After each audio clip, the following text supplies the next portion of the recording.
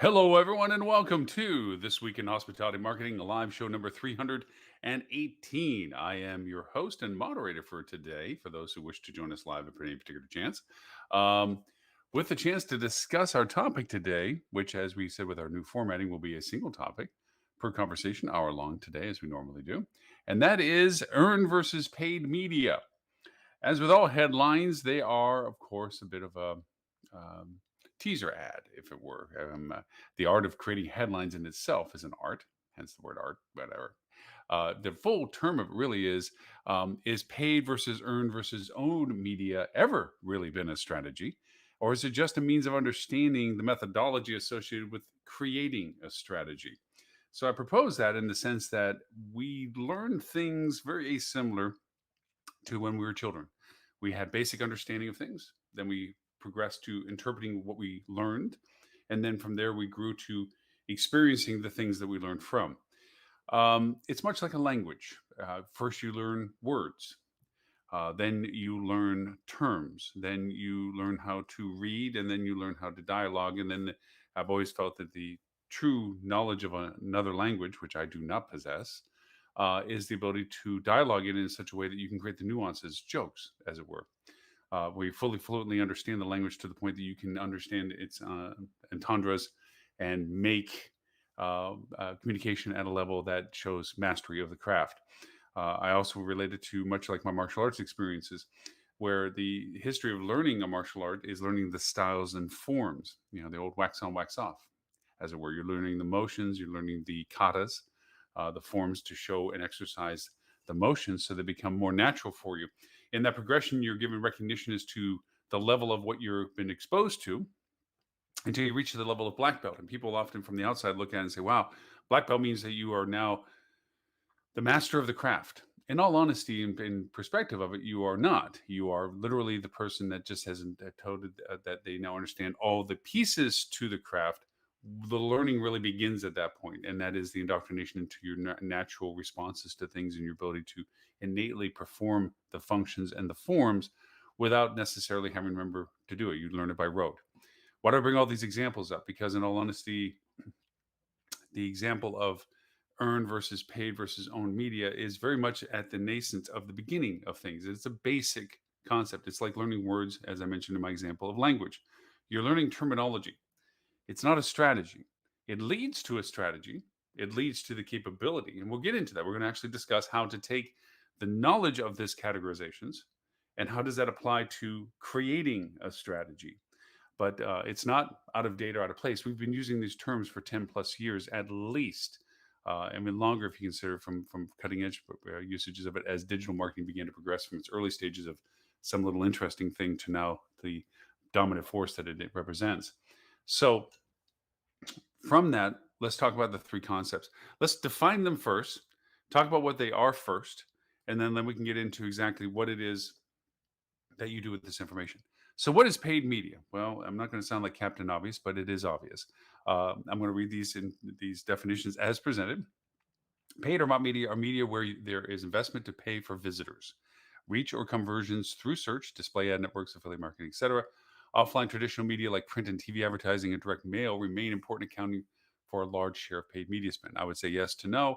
It's still very expensive mediums, but it is paid media. You're paying to be put in front of somebody. How does that translate to our current environment? Well, that's paid campaigns, paid Google, paid Bing, paid Facebook.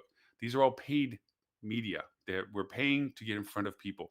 They would not see what we have to offer if we hadn't paid to do so, much like a radio or TV ad for those who are more to the traditional perspective. What is earned media then? Traditionally, earned media has been the name given to publicly generated in media through PR investment and targeted influencers to increase awareness about a brand. What does this mean? Well, in translation, instead of saying, here's my ad, buy my product, it's here, this person is going to talk about all the cool stuff that I am. And through that audience engagement, I derive benefit of conversions or people wanting to know more about my product and or purchase my product. You're earning it through representation, not by hard selling, not by conversions, not by paid. Doesn't mean you don't pay for it. It means that in many ways, your presence in market and what you do about amplifying that presence in market with PR releases. We're opening a new hotel, or we have a new restaurant, or this is what we're doing differently, or we hired these people, is earned in the sense that people interested in it who may not have been aware of it are now aware of it. You've earned their attention. So, owned media. It's not the last of the three categories. Actually, there's ways to fragment these categories, but the third major category, description.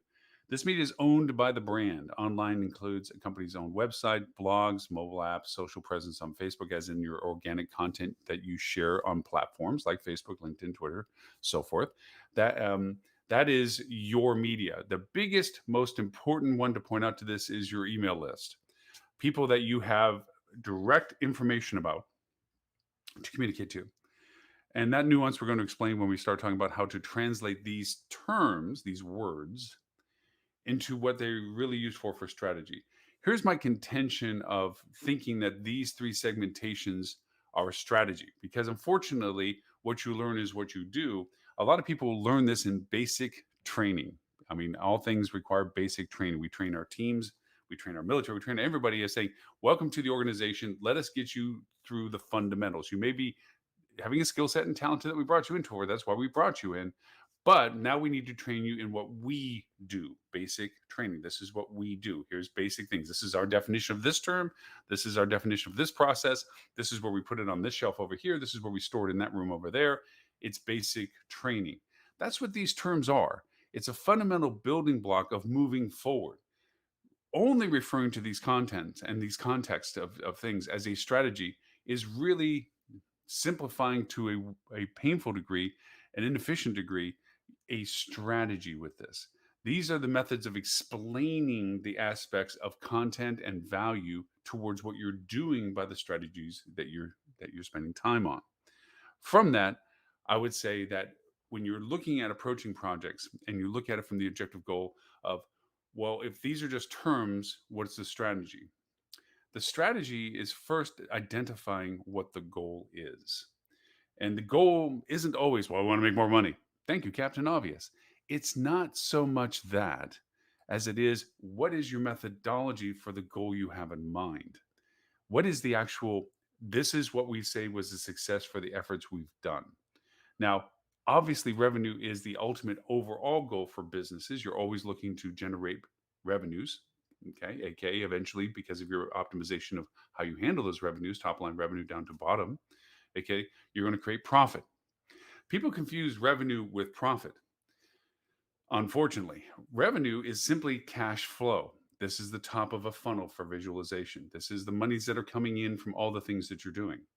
How that trickles through, and we've heard these terms many times before, is how your costs are related for generating that revenue. You have your labor, you have your product costs, you have your overheads, you have all your things. And in hotels, we have many segmentations associated with that, including channel cost, things that cost us to do this stuff. This goes in more some ways in the paid medium. Okay. But all these things take pieces of that away. For every dollar in, these are incremental cents that get contributed to where it came from and how much did it cost us to generate that dollar.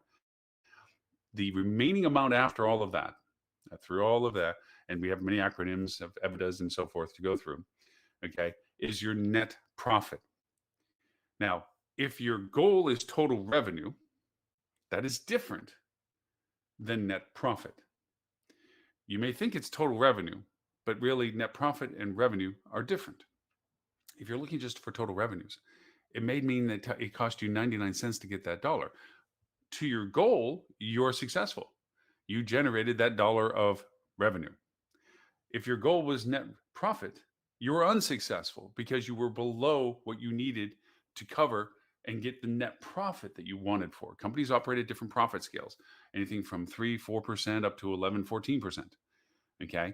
And depending upon the businesses, they can be even much higher. Their actual cost of product is much lower and their ability to generate profit is much higher. In hotels, that's not necessarily the case. There is a lot of hands out between the time that the dollar walks in the door to the time if money goes into the bank that is actually able to be kept. So from this perspective, even the clarity of what you mean by generating more revenue has an impact on your strategy. Because if you're looking at total revenue, going back to our first example, that means whatever monies I can contribute to just growth of revenue, money's coming in, is a measurement of success. To do so means whatever the cost of the channel is not my concern as long as we're making the revenue from it. Let's break this down into a paid example. If I'm doing a paid ad campaign on Google and I have a budget of $10,000 and it's costing me $3 to $4 per click, then I have a amount of $10,000 to spend to cover the demand, the voice, the actual searchability of the terms that I've defined, the keywords that I've defined. Okay. And I have that much money to spend towards it. If I can just show revenue from that I spent 10,000, and even though I may have made, let's just be average and say 2 to 1 as okay, I spent 10,000 and made 20,000. That's a 50% cost. So before all of my other costs associated with my business get applied to that monies that came in the door, half of it was already accounted for just bringing it to the door. So now that $20,000 that I made at a 2 to 1 for what I spent on paid is actually $10,000 that goes into the funnel of what it costs for me to do my business, to provide what it is that I sold through this ad campaign. If you're running at 30% cost for labor, 20% cost for product, 10% cost for fixed overhead, and these are slow, low numbers, okay, then just take that you've taken away that much less of that money before it ever gets to any of the other things, which is your fixed overhead costs and things that are unescapable, the electric bills, the water bills, the lease on the property or the mortgage note on the property, whatever it may be. Then you're adding also brand percentages if you're brand, ownership distributions if you're needing that.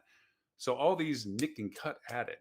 The point of it is that you have to determine more about the return on investment, the ROI you're looking at. Now we're talking about what's called KPIs, key performance indicators. So you have a goal.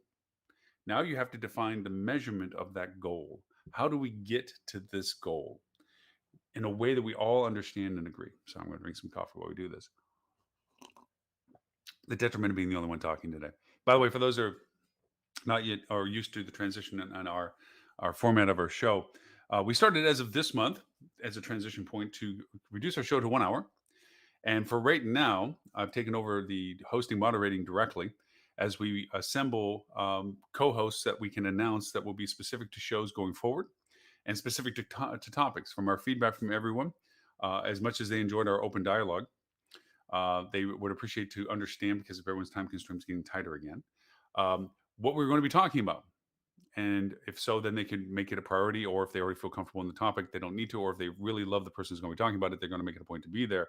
So we've changed to this format to lessen the demand on my co-host that I used to have for the show.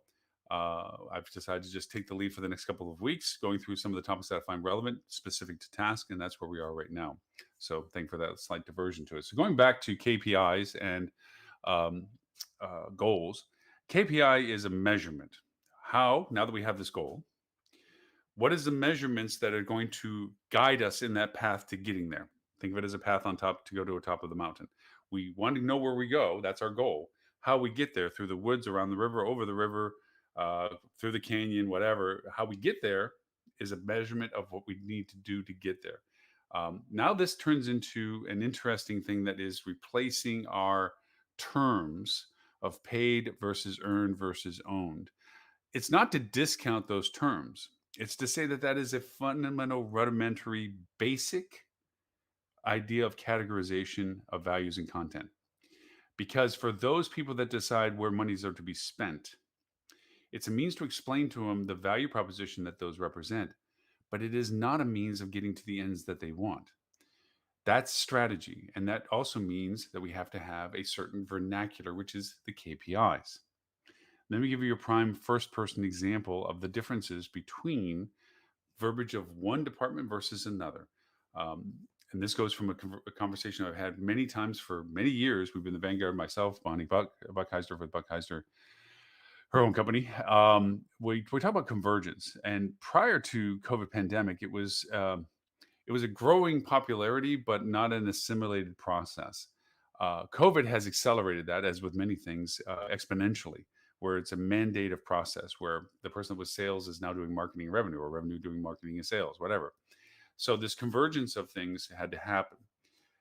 As a marketer, I could refer to ROAS. For those maybe unfamiliar with the term, that's a return on ad spend. Now, that is measured by how much did I spend versus how much did I earn for that particular ad. Okay, if I spend 100 and I made 500, good news, maybe. If that's our benchmark, is that above or below our benchmark? That's a predetermined KPI. But let's say, for instance, I did a 20 to 1 ROAS, meaning for every dollar I spent, I got $20 back for it. From any measurement of perspective, that's a solid, positive, good thing. That's great. I spent a dollar, you give me $20 back. Here's more dollars. That's the thing. If I did a 20 to 1 ROAS, but I only produced $5,000 for it because I sold the cheapest product we had at the easiest time that it was the most demand, then I, as a marketer, are quite happy with my choice. I succeeded in my mission. My metric of my KPI of ROAS was overachieved. But the revenue manager, who's concerned with a different metric, and that is total revenue, is looking, well, you only gave me $5,000. I needed for this month an additional $100,000. So I'm $95,000 still short. And marketing is the tip of the spear. That's the one that gets what we're doing in front of the people that need it. The communication, the awareness, all that paid earned conversation we're having. That's what marketers do. Okay. They put this in front of the people that are most likely to be interested in the product at the most likely time that they're wanting the product so that they're most likely to buy the product. Well, I fell short $95,000. So it wasn't a success, but I'm in my department getting my bonus check because I hit the goal that was assigned to me. Overall, I didn't hit a goal that was really valuable to the entire operation. So having these KPIs common to each other, that convergence of dialogue where they're all agreed to as understood by each of the departments is a key component to this process that's related to strategy, not terminology. And that's the point I'm trying to make out of today's discussion. Terminology is paid media, earned media, owned media, and that's great. You need to understand those building blocks. Just like in learning a language, you need to understand the difference between blue, red, green as colors by the English language. It's not that it's not important to understand the meaning of those, but to say that now that you understand those means that you now can do strategy to marketing, it's a first step in doing it. It's not an true understanding. It's like my martial arts example. Just because I showed you how to punch and break a board early on doesn't mean you're the master of martial arts and that you can do things. What you can do is break a board. Congratulations. That's a great first step on understanding power and control and focus. But it's not learning the art. That's where we get into more strategy discussions. So we have goal conversations. This is our goal. First, it has to be understood by all the departments that are participating in that goal. If you want to be contrite about saying, well, more revenue, okay, let's take that and say we need more revenue. Okay, let's define that between, as we discussed, net profit versus gross revenue. We need more gross revenue. So we're in an active growth campaign at this point. It's not about refinement of the monies we're making, meaning better ADR, less occupancy, which gives us more revenue with less demand on our product. Another discussion, another day. But now it's just how much money can we put into the coffers on the top of the pile that we then know that it's going to cost us whatever it's going to cost us to do that so that we have more revenue to work with. We need cash flow. That's a focus point of this. So you have that goal, gross revenue. We're looking for top line revenue. How much revenue can we bring in? Okay, great. Now, let's bring it down to the departments that are going to be facilitating that. We have marketing, we have revenue management, we have sales. Let's not forget, as we discussed before, operations, accounting, and HR. Why are they important? Operations is fulfillment. They have to do whatever it is that we're selling. If we're offering a package or value proposition or whatever, front desk team needs to be aware of that so that they don't. Worst kiss of death of any promotion is the front desk agent that says, oh, I don't know what you're coming in package wise. Why am I supposed to give you a bottle of water? I don't know what you're talking about. Bad thing. Accounting needs to know it because as they pay bills and invoices, are they responsible for filtering out maybe some overlaps on people that are sending them bills that are doing the same uh, credit to their funnel that they're providing for and saying, well, no, that was my guest I sent you. And the other person saying, no, that's my guest I sent you. But you end up paying both because you didn't tell accounting that we need to wash out and who do we prioritize? Was this because of their effort or these effort? As we often say, and Stuart Butler, my previous co-host, used to have, attribution theft is real and it can be happening. And unfortunately, a lot of companies overpay some of their vendors that are providing services for them based on the channels they represent because they're both taking credit for the same piece of business. And accounting doesn't know different and they're not told differently and they end up paying more monies than they need to. A dilution of the total bottom line revenue that we're talking about. And then, of course, HR. Why is HR involved? Without the proper team members, they don't have the skills necessary to be that good at what they do. not just from the frontline operations, but for the people that are involved with the actual generation of revenue. If they're not told what exactly is needed of the marketer that they need to hire to fill that role, so that the revenue manager who has been doing it through COVID no longer has to do it, but they didn't get explained exactly what that skill set is, that person may be a fish out of water, so to speak, and they may not have the skills necessary to do the best at what they need for what they were hired for. And as we know right now, labor is a huge issue in many, many ways. And finding skilled people is even harder. And finding multi-skilled people is even it's like a unicorn, as we used to say.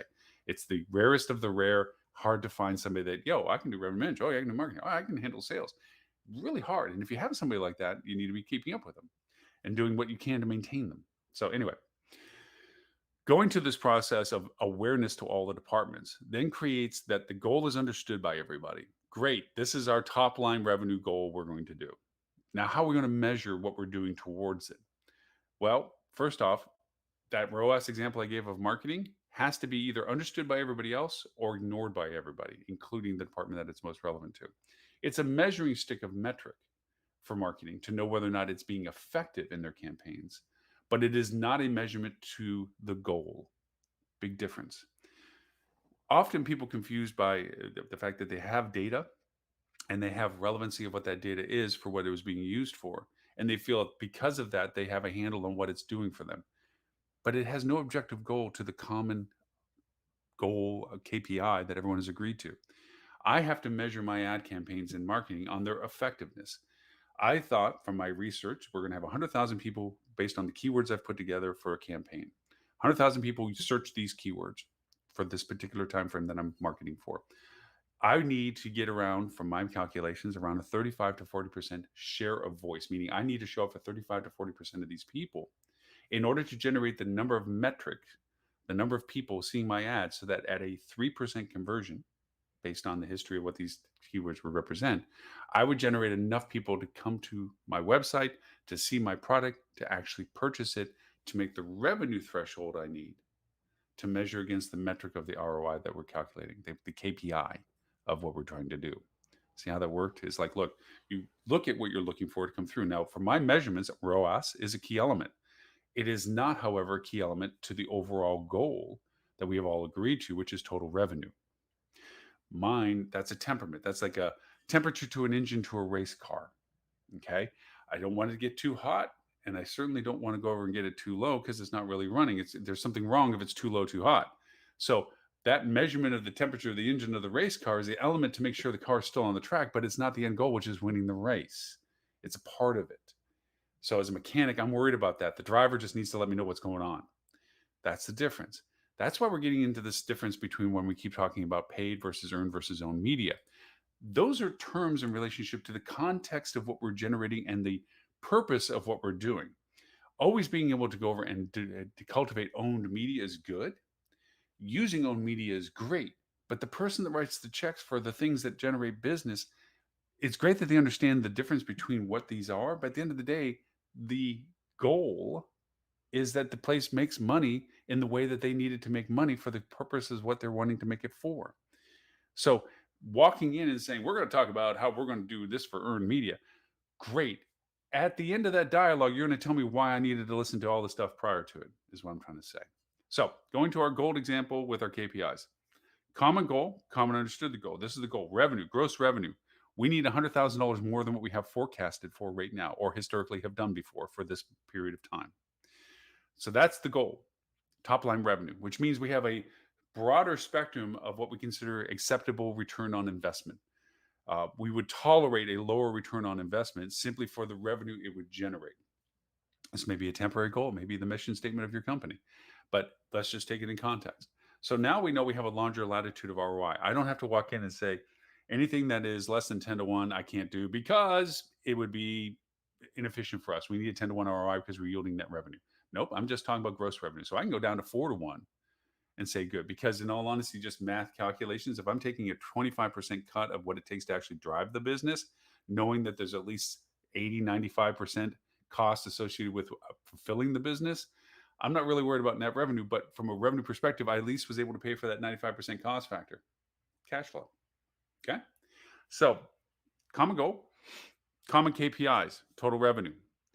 That strategy now goes into each of the departments that are contributing it. How does this break down? Well, we've talked a little bit about marketing. Let's talk about the other departments.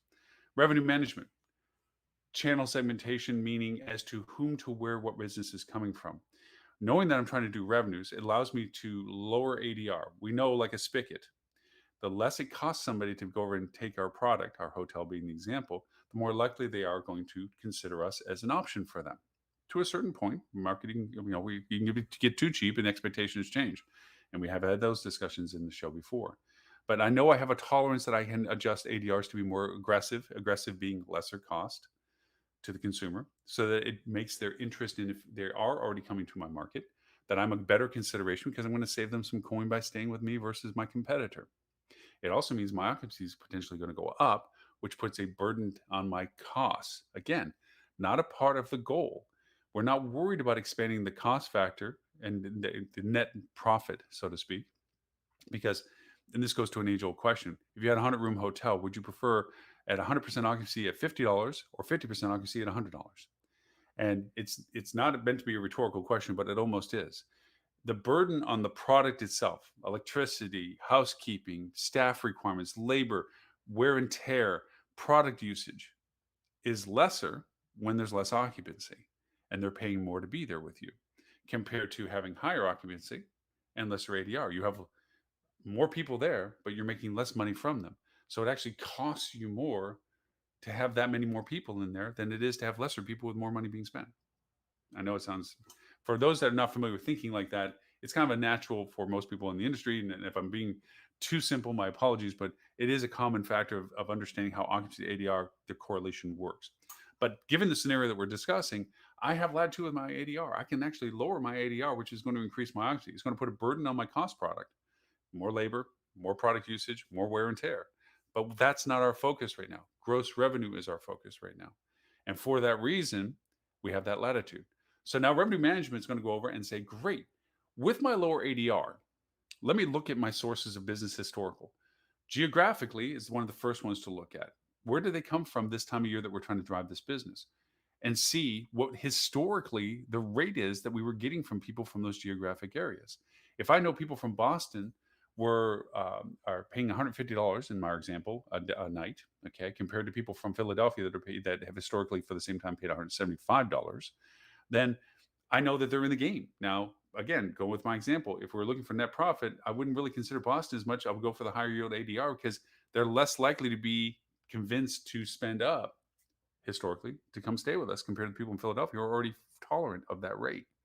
So that affects the targeting that they're going to talk to marketing about when it comes to ADR. The other is what now is better for us to, is there negotiated rates we have? And that goes talking to salespeople. We'll get to that in a second. But revenue management is looking at saying, okay, look, I have ADR flexibility. So what packages do I have that I have lower ADR and that we can now feature? Because we know they sold if we included breakfast, or we know they sold if they included some amenity. We know they sold if they included some sort of benefit to it. And so now that was a net ADR lesser, but now because that we're willing to do that, is that a good package to offer? So now they create their package strategies. What is it we're offering at what rate for what it is that we have? And so now that rate structure is created for that time period based associated with what the rate tolerance that they have to generate top line revenue. So now there's their conversation. Let's go to sales. If we're going to try to drive business and we're looking at the percentage contribution of group and sales in general, negotiated consortia and wholesalers and everybody else, okay, LNRs, local negotiated rates and so forth. Now, if we're not so worried about the ADR as we are just general revenue traffic, who can we solicit that says, guess what, Bob? That rate of XYZ that I had given you, we're more than happy to have you come in. I know I told you we didn't do that last month, but now we have it this month, and it's a good chance to pick up that opportunity for you. So it opens the door for sales to reconsider whom they reach out to with that kind of offering because of that latitude that they now have. So that's their mantra for them. The combination between revenue management and sales is how much percentage are they wanting to allow sales to run at that rate, because it will still be even lower than most transient rates that they have. And to say, well, I can give you this much inventory, I can give you this much latitude, these many dates, these particular dates that may have been blocked out as being, no, we want to lean into transient. We're not going to take group business, anything below this threshold. And now might be, we'll take it if you can sell it. There might be free sell for salespeople. That is, hey, I'm open. I can sell these dates and blocks for whatever I can get for them. And that might be something that opens the door for them based on this top line revenue strategy of goal. So then all this gets translated to marketing. Okay, marketing tip of the spear. I think these geographic areas, because of the rate ability that we have from them historically, are now open targets. Now we can go back in and say, well, what was the demand factor of those markets? Marketing can go in and say, what was it that worked well for us in that market? Were the email people? Were they paid search people? Were they influenced people? Were they what? How do we get the business from them? Okay, and to discuss the segmentation associated with that, here's some segments to consider. You have your organic, your website, your presence of mind. Okay, now that's owned media. Okay, but you use it for paid media as well. This is where you begin to blur the lines of the terminology. However effective in explaining things isn't really a methodology as it is an explanation. So you have organic, your website, driving people to your website, your direct booking of your website, so to speak. You have PPC, which goes into primarily two major categories of paid social versus paid in paid general.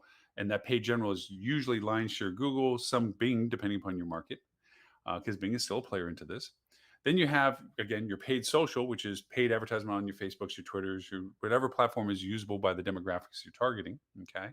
And you then have organic social, which is also those that are connected to your social program that are aware of your social program or translate because of your paid social an awareness of your organic social where you can expound and add more content and they're organically engaged with you. You have meta search. You have the ability to go over and present yourself in a paid perspective of people looking for rates and dates and capabilities and availability in your market. You have that as a term. You have email, which is your CRM, customer relationship management efforts. These are the things of reaching out to your previous guests that may have stayed during the same time last year or the year before, because given our circumstances, it may not be in a last year thing. Can you reach out to them and offer?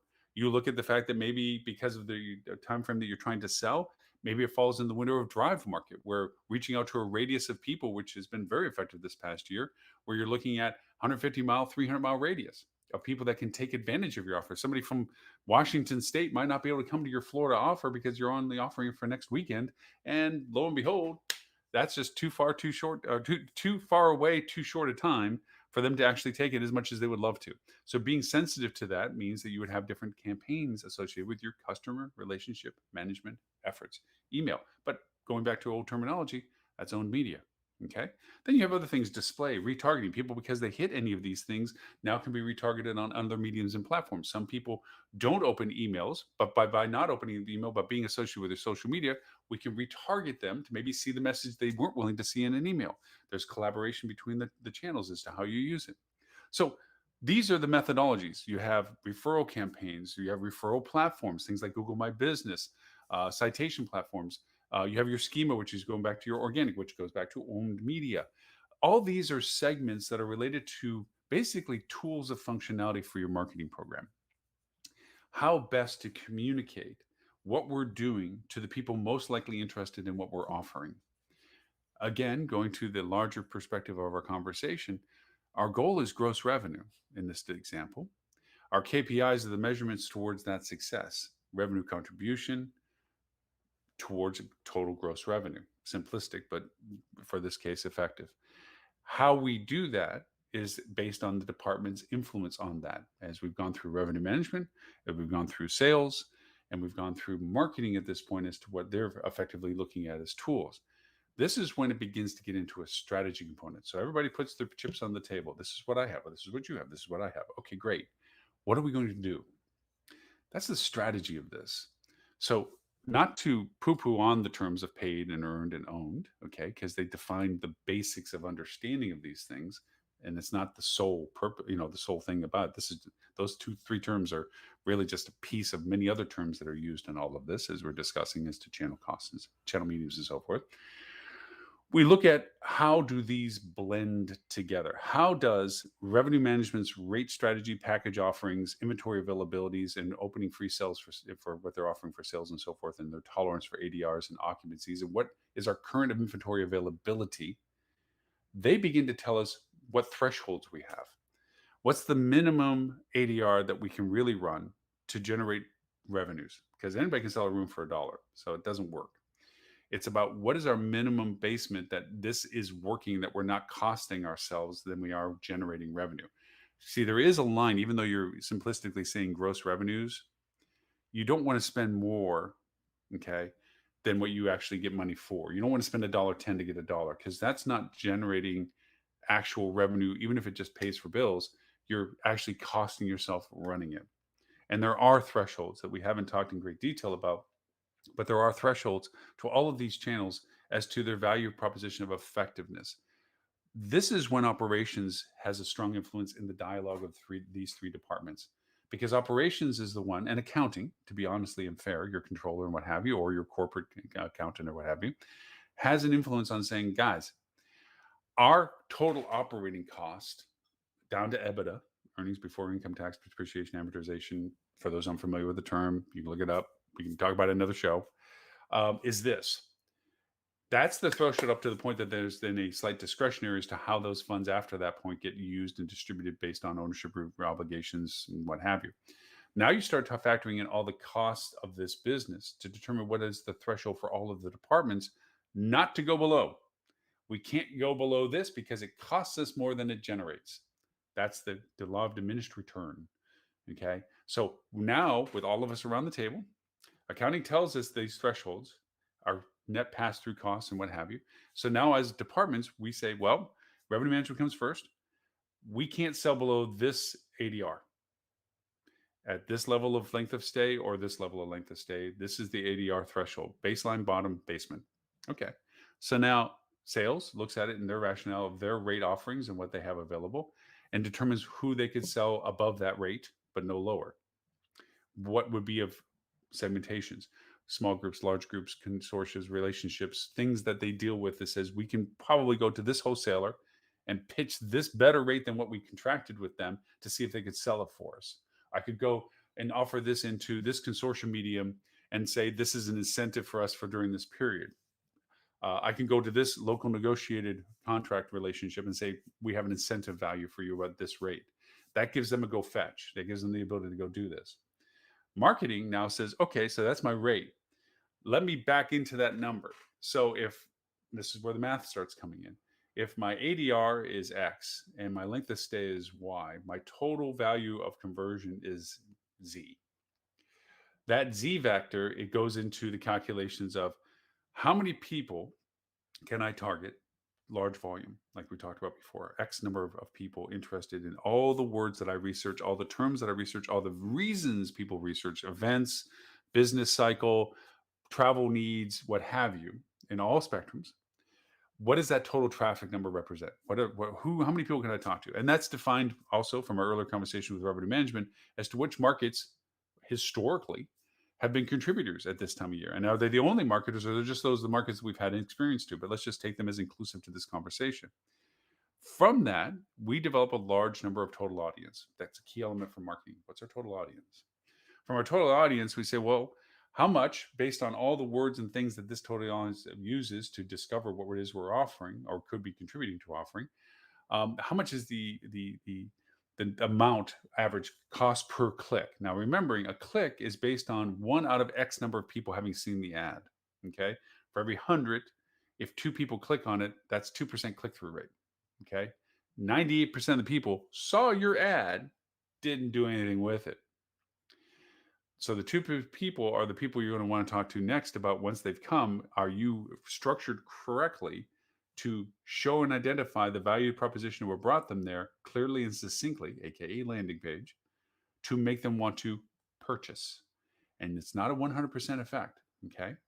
To give some semblance of stick in the sand numbers, if you have a 20% click through of 1,000 people, so that's 200 people that come to your website, and you get a 5% conversion. Okay. That's, let's say that 10%, 20 people, 10 people, 10 out of the 1,000 people that initially may have seen your ad. Okay. So that 10, okay, turns into what's the ADR length of stay? ADR is 150, length of stay is 2 days. That's $300 per acquisition, $300. Well, in order to get in front of that 1,000 people, which represents a certain percentage of 10,000 people, okay, you're only getting exposed to 10% of them. I had to have had at $1.50 a click in order for that to work, for Google to present me to that 10,000 people. I needed to go over and go backwards and say for 1% to show for click through, 20% click through rate for 1% conversion, I need to go over and show for 10% of the people out of the 10,000 people over 30 days. That's an average of X per month numbers per day. And at a click through rate of 20%, then I have to have a total budget of $3,800, $4,000 to show in front of these people sufficiently to get those 10 people to book with me to make a cost factor of 4 to 1 for what I spent, the dollar I spent, to get 4 times that money back. 4 times the money back means that to get that person to stay at our hotel cost us 25% before all the other costs get attached to it. It's a very high cost. Normal benchmarks are 10 to 1 is a great number, 8 to 1 is a good number, 7 to 1 is a good number. There are thresholds of incrementality to all of this, but it's based again on your total goal. What goal is it? Is it top line revenue, net revenue, acquisition, brand awareness? There's so many fractions to this. Notice we're not talking anymore about paid versus earned versus owned media, because as we talked about with the language increment, it's a fundamental building block of learning a word before you learn a sentence before you learn a phrase before you learn to read before you learn to talk, long before you learn to have fluency to be able to tell a joke. It's very fundamental. It's a means of interpreting the value of dividing out the content you have based on where it came from. That's it. It's not a strategy. It's a categorization. It's like a column head on an Excel sheet. This is this versus this. That's what it is. Strategy is what we just now talked about, the flowing through of how it is you progress to taking the goal, defining what it means to get to that goal as it relates to all the departments.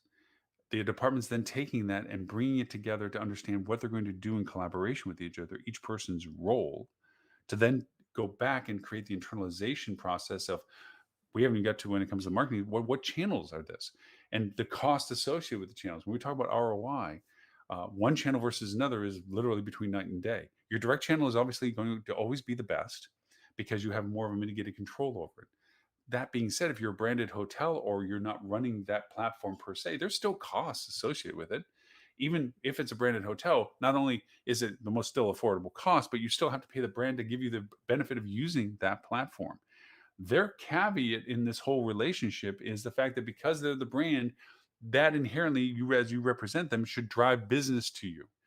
Issue is the brands a lot of times tout a much larger percentage contribution to that effect than really translates in dollars of conversion. You can pick any flavor you want, Marriott, Hilton, Hyatt, whatever. They say they bring a very high percentage because you are that brand flag flying over your building. People want to stay with you because of that. It's not necessarily untrue. It's true to those that are to it. But we also know there's not a lot of brand loyalty either.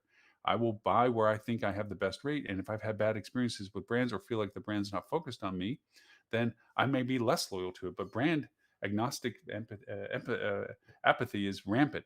It's been an old statistic for a very long time. People are members of everything. It's not a matter of, oh, I'm only true in Blue Hilton. No, I'll stay wherever I think that the product is related to the price that I'm paying for the location's interest that I'm going for. That's it. It's not about, well, there it is. And oh, well, then there's the rewards program, the points, so forth. I'm going to go over and cash them in. Well, they've made it very clear that it's owner centric. We've had that discussion on the live show before where it's to the benefit of the owner in the sense that they have to pay less to get your business and you benefit less for doing it. I digress. That's an old show. But here we are talking about all these terms and the strategies associated with it. As a marketer, I then look at what is the medium, first off, that's most productive for the marketing targets that we're creating. In this case, after talking with revenue management, we have historic geographies. And then we have ways of interpreting who we're going to look at in those geographies that are most likely to be wanting to buy the product we're offering. And that's the demography of it, the personas, as it were. Persona marketing is where you identify the demographic things that are most related to people that you feel would be most interested in what you do. Now, this is still a collaboration with revenue management. Revenue management has your corporate travelers, your transient travelers, and then segmentations all below that. Different variations of all that. Negotiated rates versus non-negotiated, free sales versus open sales. You have your different segmentations as to the type of people you are. That all is the way revenue management understands. What marketing says is personas. Personas being, what is their family status? Do they have children? Children of what age? What time of year depends on what they're traveling because of that. Whether they have children or not is a method of that. Are they business travelers? Business travelers for what? At what strata are they traveling? Are they a sales rep or are they corporate? Do they have the means to control what they're spending, or are they just being told what they can spend? These are all flavors that have to go into the messaging, the content. How is it that you create these things? How is it that you put this information together in a way that's presented clearly as if you're speaking to that person? Because you're only going to market and create. The beauty of the platforms that we have in marketing is that these things can be added into the methodology of putting this in front of the right people. Knowing this before in times past didn't help you, because really you still had to broadcast your message. The old adage, half of my marketing works, I just don't know which half, was because you had to just put it on radio. And if I used this example 1,000 times, I've used it once. We all see automotive ads.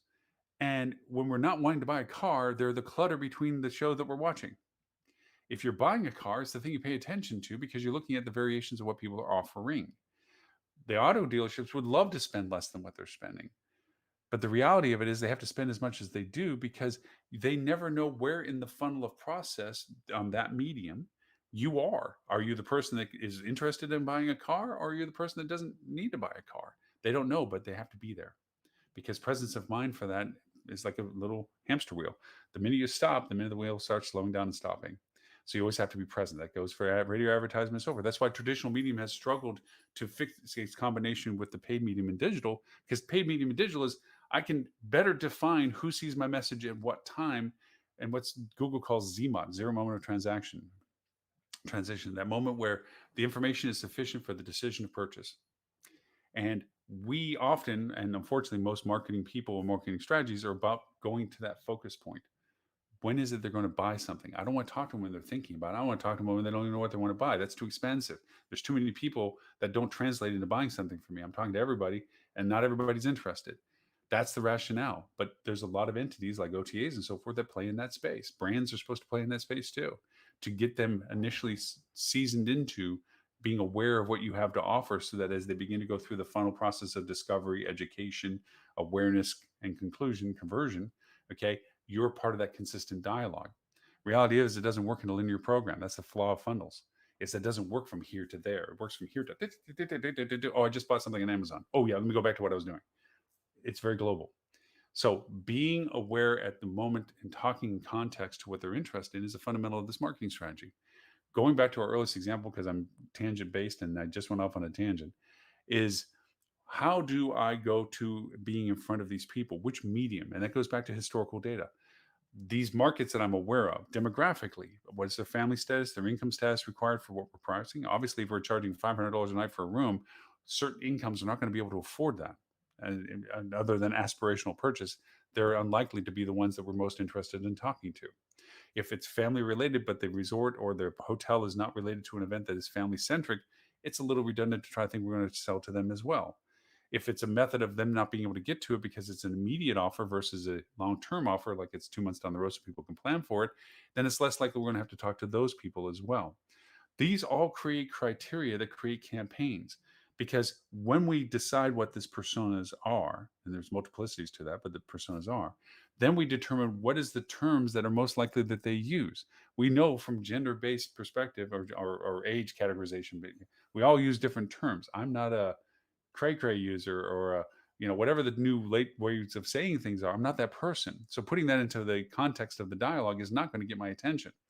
However, if you speak to me at the medium that I'm interested in, the songs that I relate to, the age in life that I relate to, the perceptions I relate to, I'm probably going to resonate more with your messaging than something that is, we all look at them. Some commercials we look at and go, they're not talking to me.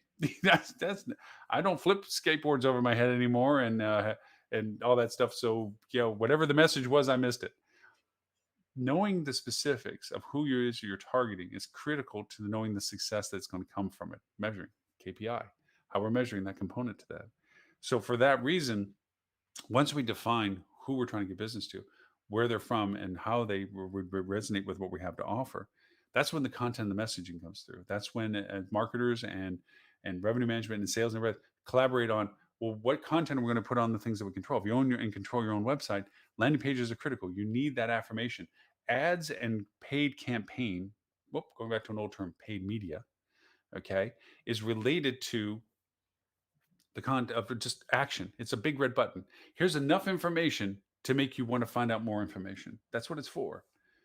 Platforms like MetaSearch are related to, you're looking for this. You know you're looking for hotels, and now you're relating to hotel availability and rates. Here's a function that supplies that information for you. Click here to find out what we are offering in comparison to what everybody else is offering for those criteria. MetaSearch is very powerful for that. So knowing which medium is best presented to make that conversion, in our case example here, gross revenue, is a key element to this process. So here we have defining what our goals and channels are. The cost associated with the channels is the next thing. That channel may be productive, but now it has to go through the filter of what we're doing for the campaign, our KPI, which is that's a very expensive channel. However, our goal is gross revenue.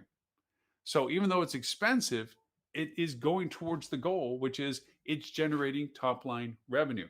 So our threshold of tolerance of the cost of the channel is much lower to accept it, because it's doing what we want to do, which we've been agreed to do as a common goal, which is divine gross revenue. If it was inversed, where it's like we're looking for net revenue, that channel would not be considered. It's too expensive. Well, how does that get defined? Too expensive, not expensive. ROI. How does ROI get defined? What is it that we're targeting that that channel provides? And how much does it cost for us to target that at the volume we'd have to spend to derive the volume of engagement from it, at the cost that does for us to generate the revenue we need from it? It sounds like a complex math formula, but it's very straightforward. Dinky, dinky, dinky, dinky, dink. At that point, you have a number. That number is good or it's bad based on your goal. If we worked in silos, as we have done historically, I, as a marketer, would do that channel with the beating of my chest. My ROAS was fine. What's your problem? Well, it didn't generate enough revenue because it cost us too freaking much. Oh, well, that's your problem, not mine. That's how we used to do that. That's unfortunately how a lot of people still do that. The reality is that has to go away.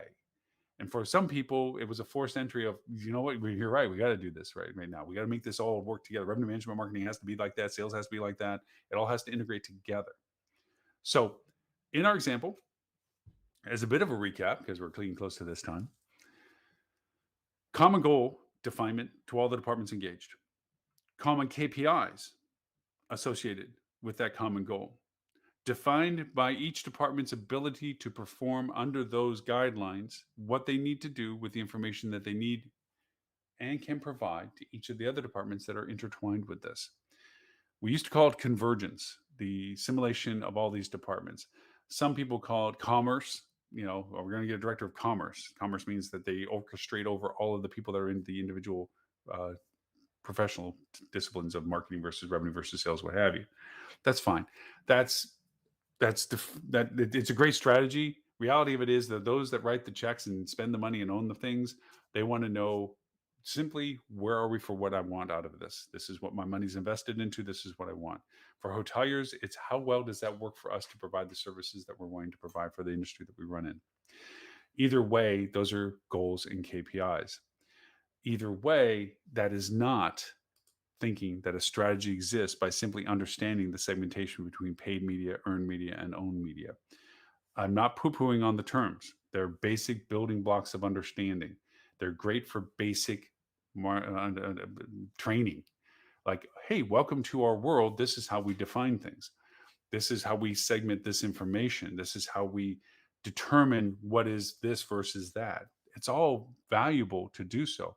But please understand, this is down here compared to where you need to be in strategy. This is an awareness of, oh, so that's what that word means. Cerveza's beer. Wow, I didn't know that in Spanish. That's it. Doesn't mean you know Spanish. It just means you know that that word is this thing over here.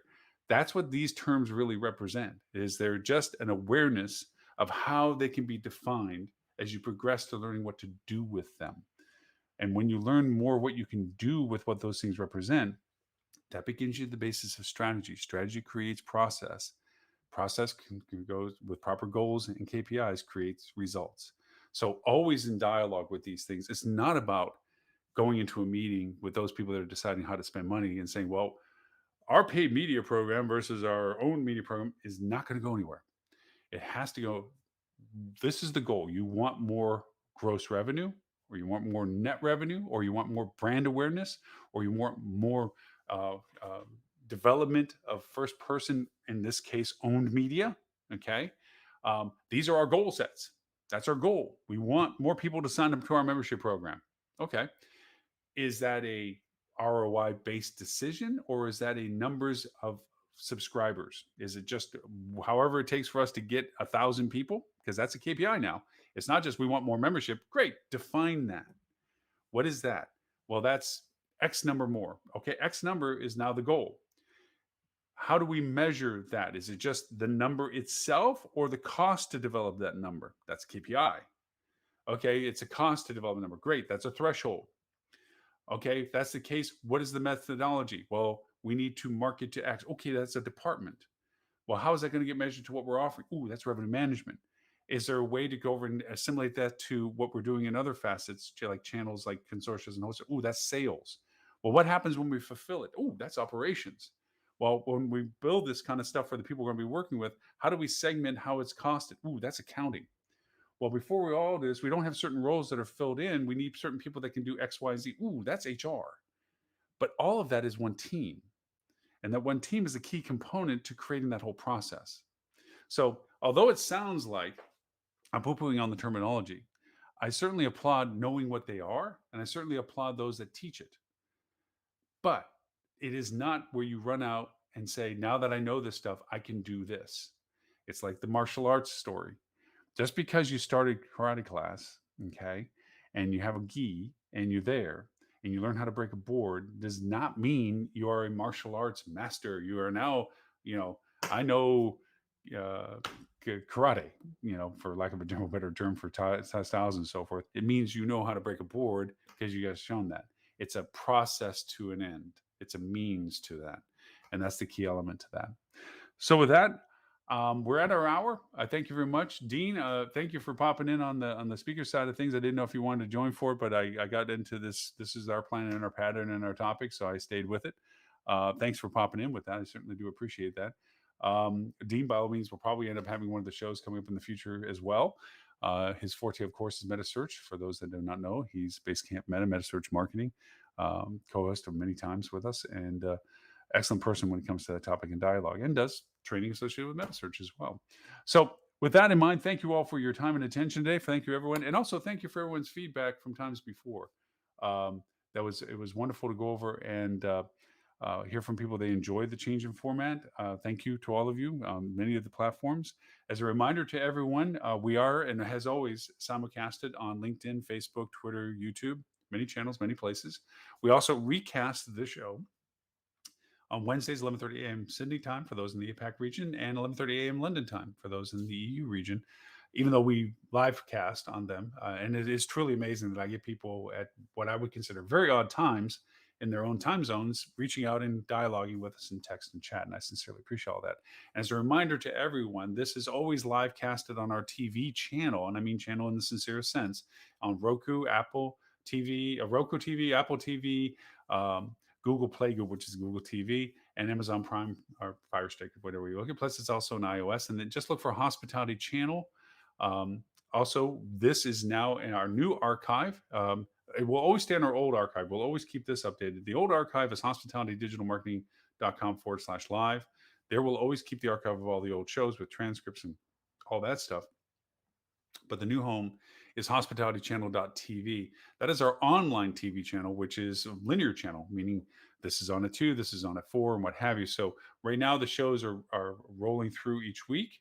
But by the same token, they will be, as we get better at defining and tagging all of our old shows, because it's a new medium. We didn't do this back then. So now we're going backwards and going through all the old shows and say, oh, this is this co-host, tag it for that co-host. That's this topic, let's tag it for this topic. Eventually, it's going to get much more robust where you can search by topic and or by presenter, which we've had wonderful co-hosts and guest hosts over the past 8 years that we've been doing this. Well, we're actually in our 8th year, so the past 7 years that we've been doing this every week. Massive amounts of content. Didn't realize how much content we had until I started trying to segment it, but it's all there. But if you want to see the TV or sign up, like I said, on Roku or whatever have you, you can go to talktravel.tv. There it shows you what it looks like on the channels, but you can also, if you go to your Roku, Google TV, Apple TV, and or Amazon Prime TV, Fire Stick, just look for hospitality channel, sign up. The free side will always be the broadcasting. The paid side, which is $4.99 a month, is going to be the development of more and more content. It's the only TV channel dedicated to hospitality. We're not there to do a diners and drive-ins and dive food TV, food channel, whatever. We're here for the industry. We're here to go over and share and represent all the things that make this industry an amazing industry and truly a joy to be in. As stressful as it can be and as pressurous as it is an amazing reward system for all those that can appreciate the feeling of attaining a great banquet or providing great service to somebody stayed at your resort or great meal experience.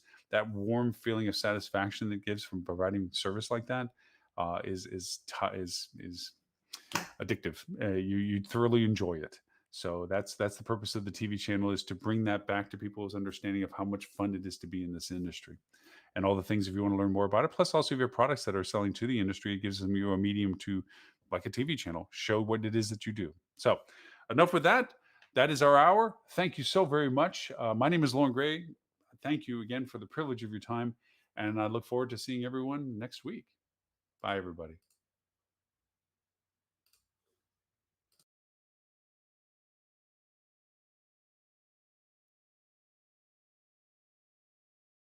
Policy doesn't really make sense, or I wonder why this happened. This doesn't seem to be a fair way to treat a customer.